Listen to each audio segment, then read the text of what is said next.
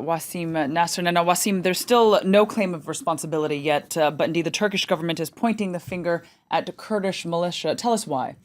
Actually, because the Turkish government has presented a few elements. He gave the name of the attacker, which is Saleh Najjar. He gave the town that he's from, which is Amuda. It's a Syrian town, a Kurdish Syrian town.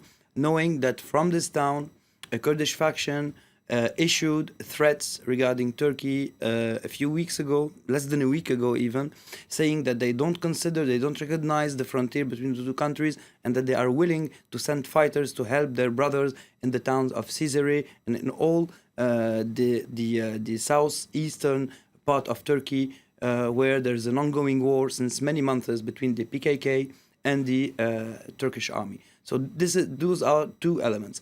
And more than that, Turkish authorities said that they are willing to share information with France, the UK, the United States, Russia, and China to prove what they are saying.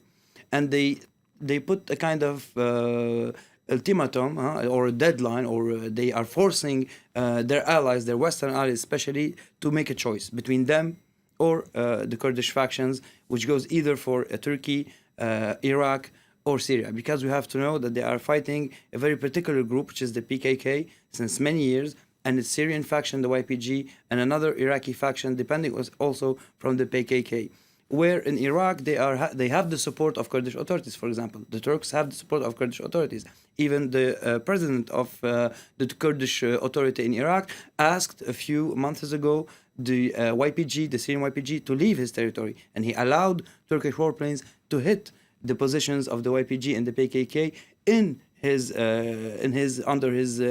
on the territory and under his authority. So it's a very complicated game today for Turkey. Hell is breaking loose, if I may say so. When we look at the map, we see, for example, that in northern Syria, rebel factions aided by the United States and Turkey are fighting the same YPG that is aided, for example, by the United States with the same arms. So it's getting very, very complicated today for Turkey to handle all this situation in the context of war against the Islamic State, where the PKK, not all the Kurdish population, but the PKK especially, is profiting from the situation by having US aid, by expanding its influence towards Turkey and Iraq, and by profiting from the Russian bombardments in northern Aleppo to advance against the rebels. So the threat for Turkey is still the PKK since decades, knowing that there was an ongoing civil war between the PKK and Turkish authorities for decades. So this is the map today, and it's very, very complicated to handle for Turkish authorities and even for their allies.